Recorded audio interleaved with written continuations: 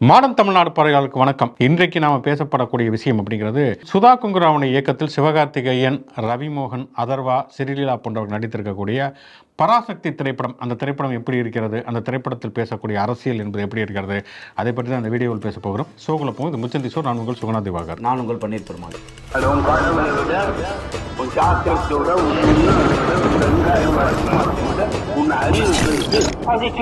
Okay, இந்த படம் பராசக்தி. பராசக்திங்கிற ஒரு டைட்டில் ஒரு வைப்ரண்டான டைட்டில் அப்படின்னு சொல்லலாம். ஏன்னா 1952 கலைஞருடைய வசனத்தில் நடிகர் திரு சிவாஜி கணேசன் முதன்முறையாக அறிமுகமான அந்த பராசக்தி திரைப்படங்கிறது இன்றைக்கு வரைக்கும் ஒரு வரலாற்றின் மைல்கல் அப்படின்னே சொல்லலாம். திராவிட இயக்கத்துடைய அடிப்படை கொள்கைகள், முற்போக்கு சிந்தனைகளுடைய அடிப்படைகள் எல்லாமே இணைந்திருக்கக்கூடிய ஒரு திரைப்படமாக பராசக்தி அமைந்தது. அதில் பார்த்தோம்னா கடவுள் மறுப்பு, அதே போல் மூடநம்பிக்கை எதிர்ப்பு, பகுத்தறிவு, பெண்ணுரிமை, புலம்பெயர்ந்த தமிழர்களுடைய அவலம், அன்றைக்கு இருந்த காங்கிரஸ் கட்சி அரசின் மீதான விமர்சனம் அப்படின்னு சொல்லிட்டு ஏராளமான விஷயங்களை அடக்கிய ஒரு திரைப்படமாக இருந்தது. அந்த காலகட்டத்தில் வெளிவந்த அந்த திரைப்படத்துடைய காட்சிகளும் சரி, அதில் பேசப்பட்டிருக்கக்கூடிய வசனங்களும் சரி, மிக பெரும் அதிர்வலைகளை ஏற்படுத்தியது. இன்றைக்கும் கூட அதை யோசித்து பார்க்கிற பொழுது அப்படி ஒரு காலகட்டத்தில் அப்படி ஒரு படத்தை இயக்க முடியுமா, இன்றைக்கும் அதை இயக்க முடியுமா அப்படிங்கிற யோசனைகளாம் தோன்றுகிறது. அந்த பராசக்தி திரைப்படம் வந்த பொழுது அதற்கு எதிராக எழுந்த, அதை தடை செய்வதற்கான முயற்சிகள் குறித்தெல்லாம் எம்எஸ்எஸ் பாண்டியன் விரிவாக கற்றெழுதியிருக்கிறார். இப்போ பத்திரிகையாளர் கடற்கரை பராசக்தி தடை என்று சொல்லி 1120 பக்கத்தில் ஒரு பெரிய புத்தகத்தை உருவாக்கிறார். சென்னை புத்தக கண்காட்சியிலுமே அது இருக்கிறது. இன்றைக்கான புத்தக பரிந்துரையாக கூட நீங்கள் அதை எடுத்துக்கொள்ளலாம். அப்படி இருக்கக்கூடிய சூழலை அப்படி ஒரு தமிழ் சினிமாவில் அதனுடைய திசையை மாற்றி போட்ட ஒரு திரைப்படத்துடைய டைட்டிலை வைத்திருக்கக்கூடிய இந்த திரைப்படம் அப்படிங்கிறது அதற்கு ஒரு பொருத்தமானதா, இதில் என்ன மாதிரியான விஷயங்கள் இருக்கிறது அப்படின்னு பார்த்தோம்னா, இது எல்லாருக்குமே தெரிந்த ஒரு விஷயம் தான். 1964-65 இந்தி திணிப்பு எதிர்ப்பு போராட்டத்தை அடிப்படையாக கொண்ட திரைப்படம் தான் இது. 1965 இந்தி எதிர்ப்பு போராட்டத்தினுடைய வரலாறு உங்கள் எல்லாருக்குமே தெரிந்திருக்கும். அப்படி இருக்கக்கூடிய ஒரு சூழல், அதாவது 1950 அரசியல் நிர்ணய சபை அரசியலமைப்பு சட்டம் உருவாகி 15 ஆண்டுகளுக்கு ஆங்கிலம் என்பது இணைப்பு மொழியாக அந்தந்த மாநில மொழிகளோட நீடிக்கும். 15 ஆண்டுகளை நீங்கள் எல்லாமே இந்தி கற்றுக்கணும். 65க்கு பிறகு இந்தி தான் இந்தியாவுடைய ஆட்சி மொழி அப்படிங்கிற ஒரு சூழல் இருக்கிற பொழுதுதான் நேரு இறந்து விட்டார். நேருடைய உறுதிமொழிங்கிறது காற்றில் பறக்க விடப்படுகிறது. லால் பகதூர் சாஸ்திரி வருகிறார். அதற்கு பிறகு இந்தி தான் இந்தியாவுடைய ஆட்சி மொழி அப்படிங்கிற ஒரு சூழல் உருவாகிற பொழுதுதான் அதற்கு எதிராக மிகப்பெரிய அளவில் நடந்த போராட்டம். அதை திராவிட முன்னேற்ற கழகம் தலைமை தாங்கி நடத்தியது. திமுகவை தாண்டியும் தமிழ் உணர்வு கொண்ட மாணவர்களும் அந்த போராட்டத்தில் பங்கு பெற்றார்கள். அந்த போராட்டத்தில் எப்படி அது ஒரு மிகப்பெரிய ஒரு எழுச்சி மிக்க போராட்டமாக இருந்தது. அது எப்படி அரசின் ஒடுக்குமுறையால் ஒடுக்கப்படுவதற்கான முயற்சிகள் நடந்தது. ஆனால் அதை முற்றிலுமாக ஒடுக்க முடியவில்லை. அதற்கு பிறகு அந்த இந்தி எதிர்ப்பினுடைய அந்த தகிக்கும் வெப்பத்தின் அடிப்படையில் தான் திமுக ஆட்சிக்கு வந்தது அப்படிங்கிறதா அந்த மொழி போராட்டத்துடைய ஒரு வரலாறு. ஆனால் இந்த திரைப்படத்தை எடுத்தோம்னா அந்த மொழிப்பொறை அப்படியே சொல்லவில்லை. இதுவே ஒரு வரலாற்று புனைவு அப்படின்னு சொல்லலாம். இந்த படம் அந்த 1965 இந்திய எதிர்ப்பு போராட்டத்தை அடிப்படையாக கொண்டு அது தமிழ்நாட்டில் தான் நடந்தது. தமிழர்கள், குறிப்பாக திராவிட முன்னேற்ற கழகம் மாணவர்கள் இணைந்து நடத்திய அந்த போராட்டம். ஆனால் இந்த படத்தை பொறுத்த வரைக்கும் இந்தியா முழுக்க புறநானூறு படை அப்படிங்கிற ஒரு மாணவர் அமைப்பு இருக்கிறது. அவர்கள் இந்தி பேசாத மாநிலங்களைச் சேர்ந்தவர்கள். அவர்கள் எங்களுடைய மாநிலங்களில் இந்தி திணிக்கக்கூடாது என்கிற உணர்வை கொண்டவர்கள். அவர்களெல்லாம் ஒருங்கிணைந்து இந்த போராட்டத்தை நடத்தினார்கள் என்பதை போல சித்தரிக்கப்படக்கூடிய இந்த ஒரு படம் அப்படின்னு சொல்லலாம். அப்போ இந்த படம்ங்கிறது வெறுமனே கடந்த கால வரலாறு மட்டுமல்ல. 1965 இந்தி திணிப்பு எதிர்ப்பு போராட்டத்தினுடைய கடந்த கால வரலாறு ஒரு பக்கம்.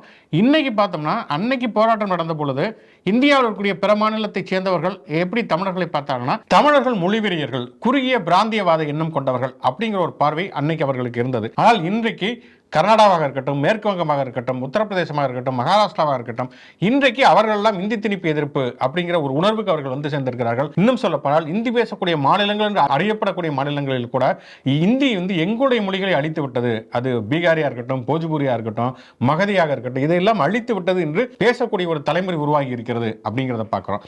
அப்ப ஒரு கடந்த கால வரலாற்றோடு சமகால அரசியலை, சமகால தேவையை இணைக்கக்கூடியதாக இந்த படம் இருக்கிறது அப்படிங்கிறது இந்த படத்துடைய மிக முக்கியமான அம்சம் அப்படின்னு நினைக்கிறேன். ரெண்டாவது, இந்த படத்துடைய மிக முக்கியமான ஒரு விஷயம் அப்படின்னு என்னன்னா இந்த படம் ஒரு வகையில் பேன் இந்தியா சினிமா. பேன் இந்தியாங்கிறத இன்னைக்கு பரவலாக பேசப்படக்கூடிய ஒரு ட்ரெண்ட். ஆனால் பேன் இந்தியாங்கிற ஒரு ஜானரை பற்றி பேசுவதற்கு முன்பே பேன் இந்தியா திரைப்படத்தை எடுத்தவர் அப்படின்னு சொன்னால் மணிரத்னத்தை சொல்லலாம்.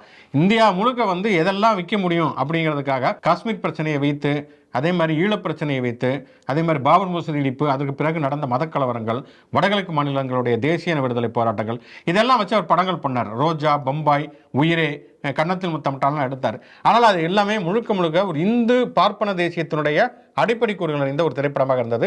அதனுடைய தொடர்ச்சியாக தான் இன்றைக்கு ராஜமௌழி போன்றவர்கள் எல்லாம் கூட பாகுபலி போன்ற படங்கள் எடுக்கிறார்கள், ட்ரிபிள் ஆர் போன்ற படங்கள் எடுக்கிறார்கள் என்பதை பார்க்கிறோம். ஆனால் இந்த படம் ஒரு பேன் இந்தியா சினிமா. இதில் வந்து மலையாளத்தை சேர்ந்த பஷீர் ஜோசப் நடித்திருக்கிறார், ஆந்திராவில் இருந்து ராணா டகுபதி நடித்திருக்கார். இவர்களெல்லாம் நடித்திருந்தாலுமே கூட மணிரத்னம் ஸ்கூல் ஆஃப் தாட்ல இருந்து வந்திருக்கக்கூடிய சுதா கொங்கரா, மணிரத்னம், ராஜமௌழி போன்றவர்களுடைய கருத்துக்களுக்கு முற்றிலும் மாறாக ஒரு இந்தியாவுடைய பன்மைத்துவத்தை அங்கீகரிக்கக்கூடிய வகையில் ஒரு பேன் இந்தியா சினிமா உருவாக்கி இருக்கார் அப்படிங்கிறது இந்த படத்துல மிக முக்கியமான ஒரு விஷயம் அப்படின்னு நினைக்கிறேன். மூணாவது, இந்த படத்துல மிக முக்கியமாக நான் நினைப்பது என்னன்னா, எப்படி இங்க வந்து ஒற்றை தேசியம் அப்படிங்கிறத வந்து இன்னைக்கு வந்து இந்துத்துவம் முன்வைக்கிறது, இந்து இந்தியா அப்படிங்கிற மாதிரி முன்வைக்கிறதோ, அதுபோல இங்க குறுகிய இனவாதம் கொண்டவர்கள் தமிழ் தேசியங்கிற பேர்ல வந்து வீட்டுல வந்து தெலுங்கு, கன்னடம் பேசுபவர்களாம் தமிழர்களே கிடையாது, அவர்களுடைய ஆதிக்கம் தான் நமக்கு மிகப்பெரிய எதிரி அப்படின்னு சொல்லிக்கிட்டு இருக்கிற ஒரு சூழல்ல இந்த படத்துல ஒரு முதன்மை கதாபாத்திரத்தில் தெலுங்கு பேசக்கூடிய ஒரு பெண் வந்து நடித்திருக்கிறார்கள். அவர்கள் இந்தி திணிப்பு எதிர்ப்பு போராட்டத்தில் பங்கு பெறுகிறார்கள். கடந்த கால வரலாற்றையே பார்த்தோம் சொன்னா, முதல் மொழி பொருள் 1937 நடந்த அந்த முதல் மொழி பொருளை தமிழர் படை என்பதை கட்டமைத்து ஒரு நெடும் பயணத்தை நடத்தியவர், தஞ்சையிலிருந்து சென்னை வரைக்கும் நெடும் பயணத்தை நடத்தியவர் இன்றைக்கு தெலுங்கர்கள் என்று இந்த இனவாதிகளால் வசைபாடக்கூடிய ஒரு சாதியில் பிறந்த பட்டுக்கோட்டை அழகிரி. அதே மாதிரி 1960 நேரு நாங்கள் இந்தியை திணிக்க மாட்டோம் அப்படிங்கிற உறுதிமொழியை ஒரு கடிதத்தை யாருக்கு எழுதுகிறான்னு சொன்னா, இன்னைக்கு கன்னடர்கள் இந்த இனவாதிகளால் தூற்றப்படக்கூடிய சாதியில் பிறந்த ஏவிகே சம்பத். அப்ப இந்தி திணிப்பு எதிர்ப்பு போராட்டமாக இருந்தாலும் சரி, அல்லது ஈழ ஆதரவு போராட்டமாக இருந்தாலும் சரி, அல்லது இடஒதுக்கீட்டுக்கான போராட்டமாக இருந்தாலும் சரி, தமிழ்நாட்டில் நடந்த எல்லா உயிர்ப்புமிக்க போராட்டங்களையும் எல்லோரும் இணைந்துதான் நடத்தியிருக்கிறார்கள். வீட்டில் வந்து தெலுங்கு பேசக்கூடிய, கன்னடம் பேசக்கூடிய மொழி சிறுபான்மையினர், அதே மாதிரி இஸ்லாமியர்கள் எல்லாரும் இணைந்துதான் இந்த போராட்டத்தை நடத்தி இருக்கிறார்கள் என்பது மிக மிக முக்கியமான ஒரு விஷயம். எப்படி இந்தியாவில் ஒரு பன்மைத்துவம் தேவை, அதுபோல தமிழ்நாட்டிலையும் ஒரு பன்மைத்துவம் தேவை அப்படிங்கிறத ஒரு அழுத்தமாக சொல்லக்கூடிய ஒரு திரைப்படமாக இருக்கிறது. அப்படிங்கிற அடிப்படையில் இந்த மாதிரியான மிக முக்கியமான அரசியல் குரல் இந்த படத்தில் இருக்குது அப்படின்னு நினைக்கிறேன். இதோட இந்த படம் வந்து சமகாலத்தில் வந்து என்னெல்லாம் பண்ணியிருக்கு அப்படின்னா, படத்தை பார்த்தவங்களுடைய ரிவ்யூவில் நம்ம நிறைய விஷயங்களை தெரிஞ்சுக்க முடியுது. இப்படி ஒரு வரலாறு நடந்துச்சா? இப்போ இந்த படத்தில் குறிப்பாக பொள்ளாச்சி சம்பவத்தை வந்து குறிப்பிட்டு தான் எடுத்திருக்காங்க.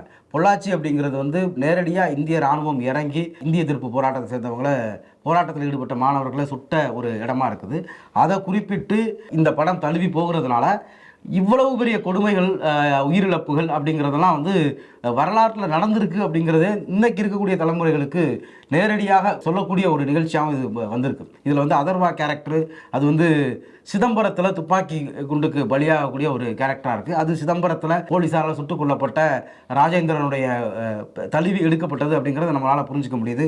அதே மாதிரி பக்தவச்சலத்துக்கு வந்து முதல்ல கடிதம் எழுதி நீங்கள் வந்து இந்தியை திணிக்காதீங்கன்னு எழுதி திருச்சி ரயில்வே நிலையத்தில் வந்து அவர்கிட்ட கெஞ்சி கூத்தாடி அது மறுக்கப்பட்ட பிறகு தீக்குளிச்ச கீழப்போல ஒரு சின்னசாமியை தழுவி ஒரு அதே மாதிரியான சம்பவங்களோட ஒரு கேரக்டர் வச்சுருக்காங்க.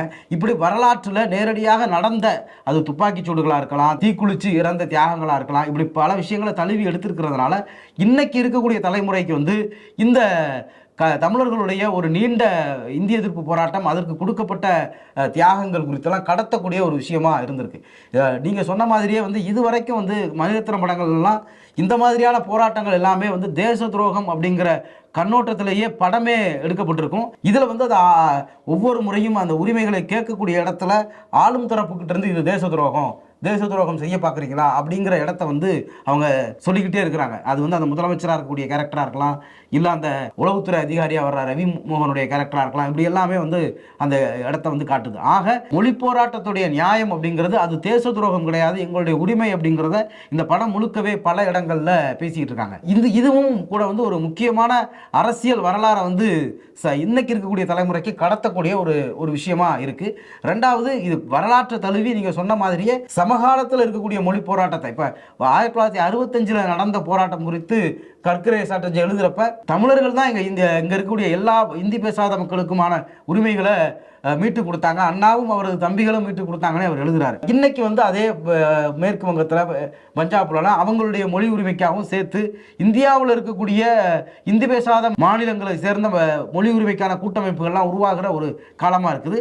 அதையும் இந்த படத்தில் வந்து அன்னைக்கே கனெக்ட் பண்ணி கொண்டு வந்திருக்காங்க அப்படிங்கிறதும் இதில் முக்கியமாக நம்ம பார்க்கக்கூடியதாக இருக்குது. எனக்கு இன்னொரு மிக முக்கியமான ஒரு விஷயம் என்னன்னா, இப்போ இந்திய எதிர்ப்பு போராட்டம் அப்படிங்கிறது வெறுமனே உணர்வு சார்ந்த மொழி சார்ந்த ஒரு போராட்டம் மட்டுமல்ல, அது ஒரு வர்க்க கூறும் இருக்கிறது. இந்தி படித்தால் மட்டும்தான் வேலை அப்படிங்கிறது இங்கே இருக்கக்கூடிய இளைஞருடைய வேலை வாய்ப்பை தட்டி பறிக்கக்கூடிய ஒன்று.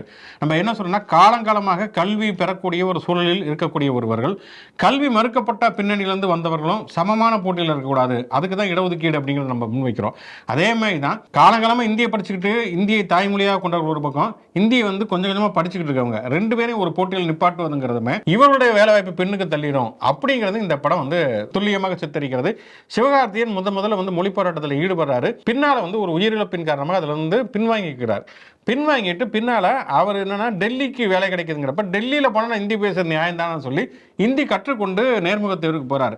ஆனால் நீ பேசக்கூடிய இந்திங்கிறது முழுமையா சரியான இந்தி கிடையாது, அதை விட துல்லியமா இந்தி பேசக்கூடியவங்களுக்கு நாங்கள் வேலை தருவோம் அப்படிங்கிறப்ப அது இளைஞருடைய வேலை வாய்ப்பை பறிக்கக்கூடிய ஒன்றாகவும் இருக்கிறது அப்படிங்கிறதையுமே இந்த படம் சித்தரிக்கிறது அப்படிங்கிறது ரொம்ப மிக முக்கியமான ஒரு விஷயம். ரெண்டாவது, இந்திய ஒரு பாடமா படிக்கிறதுல உங்களுக்கு என்ன பிரச்சனை, அது ஒரு கூடுதலான இதுதானே, அது படிச்சுக்கலாம்ல அப்படிங்கிற கேள்விகளை வந்து ஒவ்வொரு முறையும் இந்தி திணிப்பு நடக்கிற பொழுதும் கேட்கப்படுது.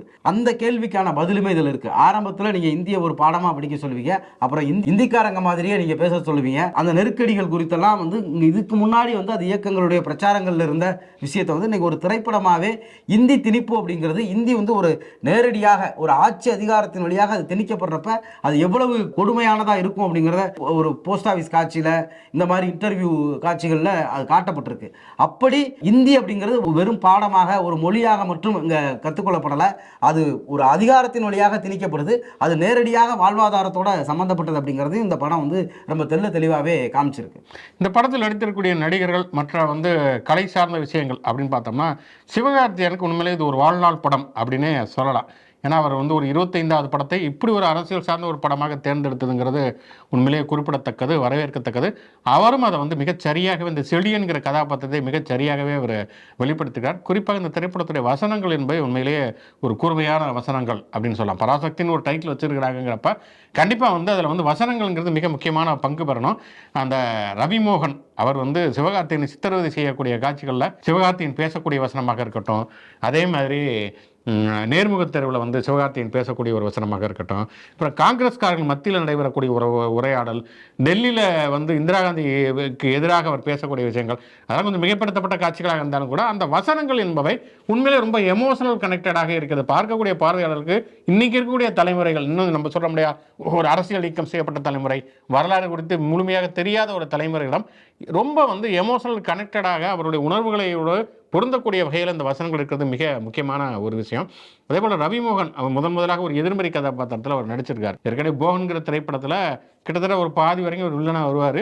இந்த படத்தில் முழுமையாக ஒரு எதிர்மறை கதாநாயகனாக வந்திருக்கிறாரு. அது என்னன்னா வந்து ஒரு தனிப்பட்ட பழிவாங்குதல்ங்கிற மாதிரி சினிமாவோட சுவாரஸ்யத்துக்காக பண்ணியிருந்தாலுமே கூட டெல்லி ஆதிக்கத்தை பிரதிபலிக்கக்கூடிய ஒரு அதிகாரியாக அவர் வந்து அந்த உடல் மொழியாக இருக்கட்டும், அவர் பேசக்கூடிய விஷயங்களாக இருக்கட்டும், அது எல்லாமே அவர் வந்து பிரதிபலித்திருக்கிறார்.